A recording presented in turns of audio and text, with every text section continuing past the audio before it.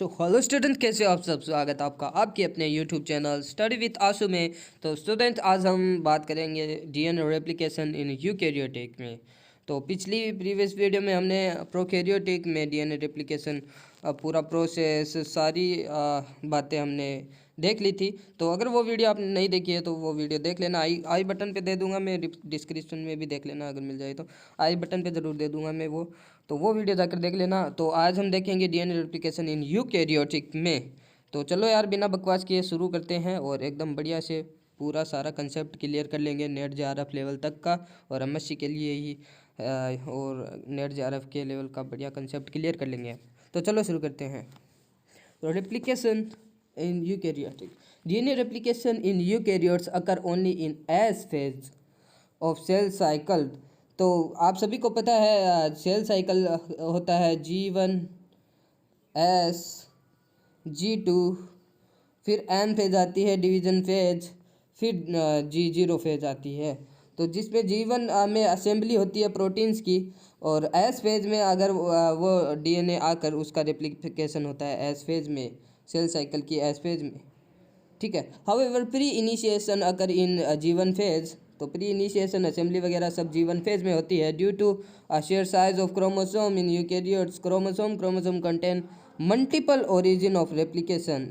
ऐसा नहीं है कि ओनली शुरू में ही एक ओरिजिन ऑफ रेप्लिकेशन होगा, जहाँ से शुरू होगा रेप्लिकेशन। तो यूकैरियोटिक में मल्टीपल ओरिजिन हो सकते हैं, जहाँ पे अलग अलग जगह से शुरू होकर, ताकि क्योंकि यूकैरियोटिक क्रोमोसोम जीनोम में बहुत बड़ा होता है, आप सभी को पता है, साइज़ बहुत बड़ा होता है, इसलिए उसको जल्दी रेप्लिकेट करने के लिए बहुत सारे ओरिजिन होते हैं जहाँ से शुरू कर सकते हैं, तो वो जल्दी रेप्लिकेट हो जाता है। Autonomously replication sequence is in case of yeast in origin of replication yeast। तो आगे देखते हैं। स्टेप्स देख लेते हैं डीएनए रेप्लिकेशन में। तो स्टेप्स वही रहेगी, इनिशिएशन, इलोंगेशन और टर्मिनेशन। इनके बारे में विस्तार से हम देखेंगे इस वीडियो में। तो चलो शुरू करते हैं। Initiation, the first step is the formation of pre initiation replication complex. Pre RC replication complex का फॉर्मेशन होगा। It occur in two stage, तो दो स्टेज में होता है, जो कि first stage required there is no CDK activities. तो साइक्लिन सीडीके एक्टिविटीज होती है हर एक स्टेज में होती है, जीवन में भी होती है। जीवन की स्टेज की अलग होती है, जीवन साइक्लिन सीडीके कॉम्प्लेक्स से आस फेज में अलग होती है। ये एक प्रकार के प्रोटीन होते हैं, काइनेज प्रोटीन, जो कि एक्टिवेट करते हैं इनिशिएशन कॉम्प्लेक्स को, मल्टीपल प्रोटीन कॉम्प्लेक्स को, जो कि रेप्लिकेशन कराते हैं। It occur in earlier G1 phase is known as licensing, but licensed pre-replication complex cannot initiate replication। तो ये रेप्लिकेशन को इनिशिएट नहीं कर सकते, लेकिन ये दूसरे जो फैक्टर होते हैं उनको अलाउ करते हैं असेंबल होने में। Replication at G1 phase second stage is binding of ORIC, origin recognition complex. ये भी एक प्रकार के प्रोटीन होते हैं, जो कि डीएनए बाइंडिंग प्रोटीन होते हैं, जो कि ORIC जो ओरिजिन ऑफ रेप्लिकेशन है उस पर बाइंड करते हैं। कॉम्प्लेक्स एक प्रोटीन कॉम्प्लेक्स होते हैं। The replication begin with binding of ORIC यानी origin replication complex to the origin of replication complex ORC is a hexamer of a related protein and remains bound even after DNA replication occur। तो इनके bind होने के बाद में DNA replication होता है। Furthermore ORC is analogue of prokaryotic DNA protein. तो analogue of prokaryotic DNA protein मतलब, अगर आपने प्रीवियस वीडियो देखी होगी तो आपको पता होगा, प्रोकैरियोटिक में डीएनए काम करता था रेप्लिकेशन करने का, डीएनए स्ट्रैंड सिंथेसिस करने का। तो ORC भी उसकी तरह का काम करता है, इसलिए वो एनालॉग है। ठीक है। So after binding of ORC to origin, CDC6, CDC18 and CDTL coordinate the loading of MEM, mini chromosome maintenance to origin. और सी के भी बाइंड करने के बाद में भी ये CDC6 लोड करते हैं MEM को, जो कि मिनी क्रोमोसोम मेंटेनेंस का काम करते हैं ओरिजिन पे। तो MEM complex is thought to be major eukaryotic helicase activity रखता है। After binding of MEM complex to pre RC CDTL get displaced, जो कि हमने यहाँ पे देखा CDTL, तो ये डिसोसिएट हो जाता है इसके एक्टिवेट होने पर। Then CDK phosphorylase MEM which activates its helicase activity। MEM के helicase activities एक्टिव होती है by the phosphorylation by the CDK। Again CDK and DDK था ये, DDK फॉस्फोराइलेट करता है MEM को, और DDK and CDK recruit another protein called CDC45 will then recruit all the DNA replicating protein such that the origin get fired and replication begin। तो इस प्रकार से रेप्लिकेशन की इनिशिएशन होता है, ठीक है। So this is the diagram of overview। Topoisomery is there is activity of stress releasing, and SSB is used for the reannealing, help for the reannealing, वापस से इन दोनों को जुड़ने से बचाती है, कोइलिंग होने से बचाती है SSB प्रोटीन। बिकॉज जैसे कि DNA नेगेटिव अगर नेगेटिव आयन का है और इस पे मान लो SSB है पॉजिटिव, तो इसको ये दोनों मिलकर न्यूट्रल कर देते हैं इसको, स्ट्रैंड को, फिर ये दोनों आपस में जॉइन नहीं हो सकेंगे, बाउंड नहीं हो सकेंगे, ठीक है। और ये कंटिन्यूस लीडिंग स्ट्रैंड चल रही है, इसको सिंथेसाइज कर रहा है पॉल डेल्टा। इसके बारे में हम आगे फर्दर डिटेल से स्टडी करेंगे। डोंट वरी, स्ट्राइडिंग क्लेप काम आ रहा है, तेज़ी से रेप्लिकेशन करने में काम आता है। और यहाँ पे आप यहाँ पे आप पोल अल्फ़ा देख सकते हो, एप्सिलॉन देख सकते हो। ये एप्सिलॉन ओकाज़की फ्रेगमेंट का निर्माण कर रहा है, ठीक है। और प्रीवियस वीडियो में मैंने इनके बारे में बताया भी था, तो वो भी देख लेना आप, और आगे डिटेल से देखते हैं अभी। सो इलोंगेशन स्टार्ट करते हैं। Elongation DNA polymerase delta synthesize and I can't differentiate it between delta and lambda. Synthesize and add DNTPs at 3 days end of RNA primer. So this is DNA polymerase is add DNTPs at the 3 end of the RNA primer, जो कि RNA primer बनता है उसके 3 days end पर। 5 days से 3 days चलता है ना, वही चल रहा है, 5 days से 3 days की तरफ चल रहा है, लेकिन 3 days तो यही होगा ना, यहाँ से शुरू DNTPs जुड़ना शुरू होंगे। बिकॉज 3 days की तरफ आपको पता है OH ग्रुप होता है, 3 days की तरफ OH ग्रुप होता है, और जो DNTPs जुड़ेंगे उसका जो, जैसे कि मान लो A आ रहा है, ठीक है, तो उसका A आ रहा है, यहाँ पे PP होंगे, तो यहाँ से जो बॉन्ड बनेगा वो ऐसे बॉन्ड बनेगा, ठीक है। तो इसलिए 3 days से शुरुआत होती है। The leading and lagging strand are synthesized in the similar fashion as prokaryotic DNA replication, जो कि हमने प्रीवियस वीडियो में बता रखा है, तो वो वीडियो ज़रूर देख लेना, बहुत ही ज़्यादा यूज़फुल है। लैगिंग एंड लीडिंग सिंथेसिस में बहुत ही ज़्यादा यूज़फुल है, वो वीडियो आप देख ही लेना, ठीक है। कैसे उसमें लूपिंग होती है वो सब बता रखी है उस वीडियो में। तो टर्मिनेशन देख लेते हैं, ये डायग्राम है, इसके बारे में हम देखेंगे। Connection of discontinuous segment. So चलो डिटेल में देखते हैं, बाद में इस डायग्राम पे वापस आएंगे। At the end of DNA replication, जब DNA रेप्लिकेशन का एंड होता है, the RNA primer are replaced by DNA by 5 days to 3 days exonuclease. जो लेगिंग स्टैंड में बहुत सारे प्राइमर बनते हैं, उसको भी हटाना पड़ेगा ना, क्योंकि वो RNA नेचर के होते हैं, हम बना रहे हैं DNA है, तो उस प्राइमर को हटाने के लिए 5' to 3' एक्सोन्यूक्लियस एक्टिविटी का एंजाइम आता है, वो उसको हटाता है। And polymerase activity of DNA polymerase epsilon, वो उसका गैप फिलिंग कर देता है। ओके, तो जैसे कि क्योंकि वो क्यों बनता है मैंने पिछली वाली वीडियो में बता रखा है, और अब भी थोड़ा सा बता देता हूँ मैं ओकाज़की फ्रेगमेंट कैसे बनते हैं। तो जैसे कि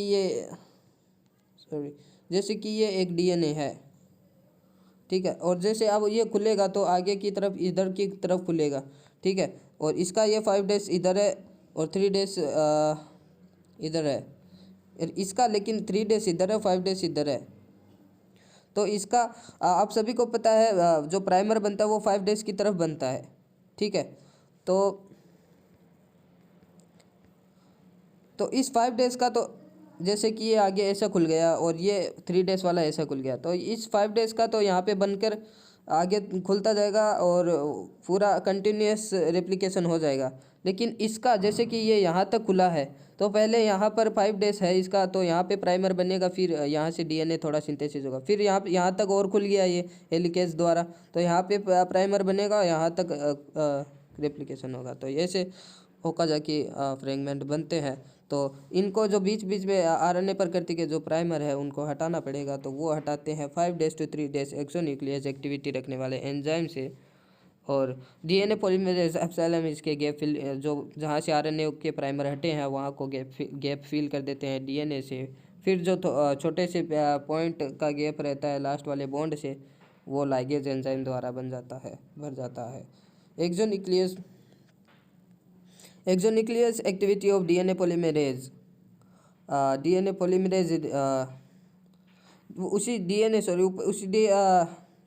exonuclease and polymerase activity of DNA polymerase, तो इसी की एक्टिविटी से हटता है, ठीक है। Exonuclease activity of DNA polymerase remove the RNA primer, तो ये आरएनए प्राइमर को रिमूव करता है। And polymerase activity add dNTPs, उसकी पॉलीमरेज एक्टिविटी है वो डीएनटीपीज उसकी जगह, उस आरएनए के प्राइमर की जगह वो डीएनटीपीज जोड़ देंगे। The 3' and the preceding the primer, ठीक है। In case of bacteria which circular genome, जिसमें सर्कुलर जीनोम होता है ऐसा, ठीक है, उसमें सर्कुलर होता है, लीनियर नहीं होता है, ऐसा सर्कुलर जीनोम होता है जिसमें the replacement of DNA primer with DNA is not a problem because there is always a preceding 3' OH in a circular DNA, तो वहाँ पे प्रॉब्लम नहीं होती है।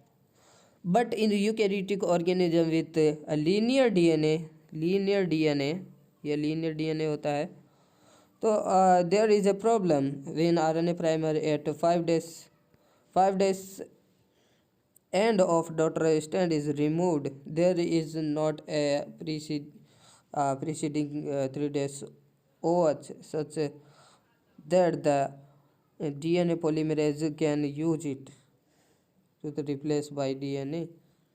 So at 5' end of each daughter strand there is a gap, missing DNA, वहाँ पे gap रह जाता है। The missing DNA cause loss of information contain in that region, this gap must be filled before next round of replication, तो next round के replication से पहले ही इसको भरना होता है।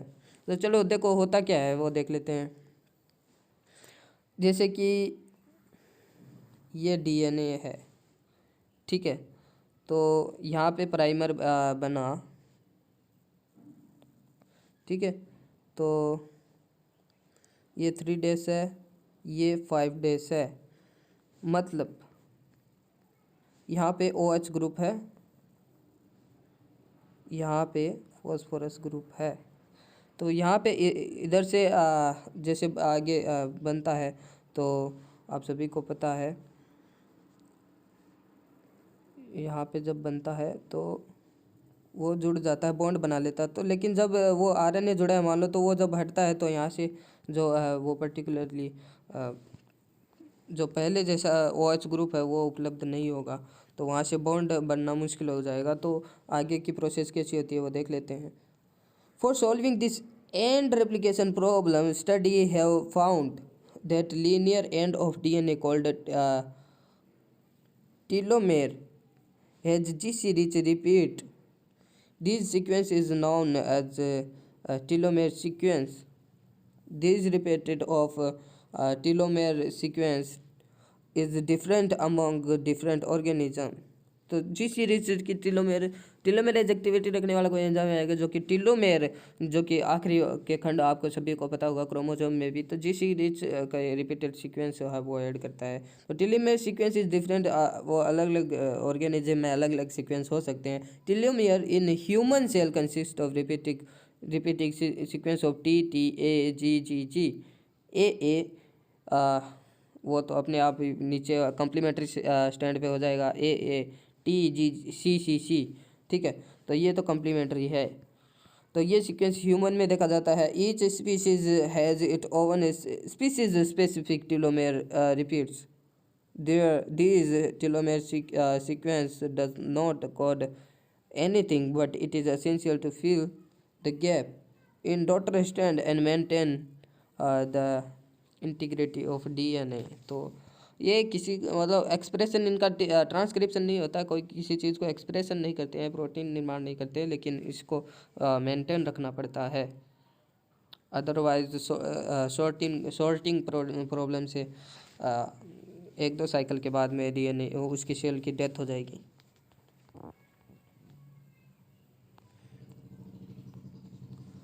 अब देख लेते हैं telomere replication and replication problem in eukaryotic DNA, और विस्तार से हम देखेंगे।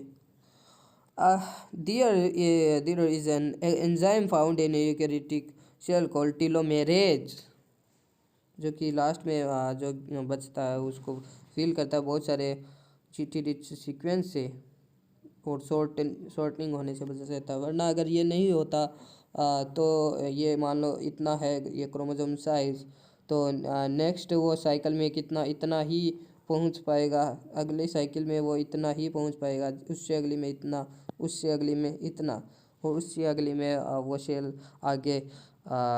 आगे फर्दर जनरेशन में जाएगा ही नहीं, उसकी डेथ हो जाएगी, ठीक है। तो उसके लिए टीलोमेरेज एक्टिविटी होनी ज़रूरी है। टीलोमेरेज जो आखिरी वाले खंड है वो उसका मेंटेन होना ज़रूरी होता है, ठीक है। तो ये टीलोमेरेज एंजाइम जो मैंने पहले भी बताया आपको, telomerase is a DNA polymerase, RNA dependent DNA polymerase होता है, आरएनए डिपेंडेंट होता है। Which add many copy of telomere sequence at 3' OH end of template distant पर 3' OH होता है, वहाँ से जोड़ना शुरू करता है। Like other DNA polymerase, telomerase also add deoxyribonucleotide at 3' OH end, unlike other DNA polymerase, telomerase add DNA at 3' OH end of parent strand, not at daughter strand। तो पेरेंट स्टेज होती है, स्टैंड होती है, उस पर जोड़ने का काम करता है। Daughter stand and also do not at daughter strand, and also it synthesize the same sequence over and over in the absence of template strand। Same sequence का हेडिंग करता है चाहे वो टेम्पलेट की प्रेजेंस हो या ना हो। ये है टीलोमेर टेम्पलेट, इसके ऊपर इन्होंने टी टी जी सी सी सी ये सीक्वेंस जोड़ रखा है, टेम्पलेट है। और hairpin create RNA primer added, तो यहाँ से आरएनए वो पहले प्राइमर बनेगा उसकी एंजाइम की एक्टिविटी के लिए, ठीक है। तो उसी पेरेंट टेम्पलेट है उसके ऊपर ही ये बनेगा, नहीं कि अलग से बनेगा। और जो कि ये कॉम्प्लीमेंट्री होगा इसलिए वो हेयर पिन लूप बना लेगा। हेयर पिन लूप बनाने के बाद में आगे की गैप फिलिंग हो जाती है। जो यहाँ पे एंजाइम टीलोमेरेज पॉलीमरेज वाला वो एंजाइम जुड़ के आगे वो इसका कर देगा, टीलोमेर बना देगा। और यहाँ से ये जो हेयर पिन लूप का ये जो फॉर्मेशन हुआ था आरएनए प्राइमर का, वो उसका रिमूव हो जाएगा, हेयर पिन वो रिमूव हो जाएगा। आगे डिटेल में हम देखेंगे। तो ये रिपीटेड टीलोमेर बन जाएगा, आप देख सकते हो इमेज में। तो first telomerase bind to 3' OH end of parent strand by hybridization between it ACCC CAAC RNA sequence and TTGGGG DNA sequence इन दोनों के हाइब्रिडाइजेशन से telomere sequence of Tetrahymena का ये एग्जांपल है। The telomerase add TTG at the 3' end पे हम जोड़ना शुरू करेगा, ऐड करेगा। हमने देखा ऊपर इमेज में होता पेरेंटल स्टैंड थी वो हमने देखा पहले, वो प्राइमर बना, फिर पेरेंटल स्टैंड उसी पर ही तो बनाया था, अलग स्टैंड पे नहीं जोड़ा था ना। तो आफ्टर एडिंग TTGG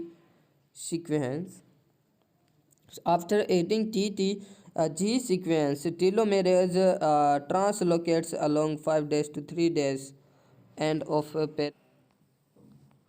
तो जैसे कि ये देख रहे हो आप TTG जोड़ा है ना पहले, वही है। सो उसको जोड़ने के बाद में now the telomerase add GGG TTC to the 3' end by using its CCCAAC sequence. See ऊपर वाली टेम्पलेट के सीक्वेंस के अकॉर्डिंग ऊपर जो GGG तो उसके कॉम्प्लीमेंट्री हो जाएगा CCCAAC sequence. Again telomerase translocates and add GGG TTA sequence. This process is continued for many time. ऐसा सीक्वेंस जोड़ता जाएगा GGG TTA। So many time the parent strand become more longer than daughter strand. Now RNA polymerase synthesize RNA primer by copying the parental strand in 5' to 3' direction using telomere sequence as template. So the DNA polymerase can now extend मतलब आगे बढ़ सकता है DNA polymerase the primer in 5' to 3' direction by adding deoxyribonucleotide मतलब DNTPs to the 3' end पर DNTPs जोड़ने के लिए। The primer is now removed. तो प्राइमर अब रिमूव हो जाएगा, जो हमने इमेज में देखा जो रेड कलर का था वो रिमूव हुआ था। इट वॉन्ट बी रिप्लेस, उसको रिप्लेस करना ज़रूरी नहीं है बिकॉज अनयूजुअल होता है वो, because it is an extra sequence था वो हमने देखा, इसको हम हटा सकते हैं, कोई दिक्कत नहीं है, वो हमारे काम का नहीं है। Adding by copying telomerase sequence. Finally the integrity of daughter strand is maintain. So अब डॉक्टर स्टैंड की भी जो है वो पहले पेरेंटल स्टैंड में बना था, अब डॉटर स्टैंड की भी मेंटेन हो चुकी है और साइज़ भी क्रोमोसोम की वो पहले जैसी बन चुकी है, मेंटेन हो चुकी है। बिकॉज अगर ये नहीं होता तो अगर अलग अलग सेल साइकिल में जाके अलग अलग जनरेशन में उसकी साइज़ छोटी होती जाती और अंत में उसका है वो डेथ हो जाती। ठीक है, तो ये था इस वाली वीडियो में। अगली वीडियो के लिए चैनल को सब्सक्राइब करके बेल आइकन को दबा दीजिए ताकि आपको पता चल जाए, और वो पहली वाली वीडियो देख लेना, बहुत सारी इन्फॉर्मेशन उसके बारे में, बिकॉज लीडिंग एंड लैंगिक स्टैंड का उसी के अंदर है सारा कुछ, तो उस वीडियो को देख लेना। और इस वीडियो को लाइक कर देना यार, सब्सक्राइब कर देना, चैनल को शेयर कर देना, और बस सब्सक्राइब जरूर कर देना। Bye bye.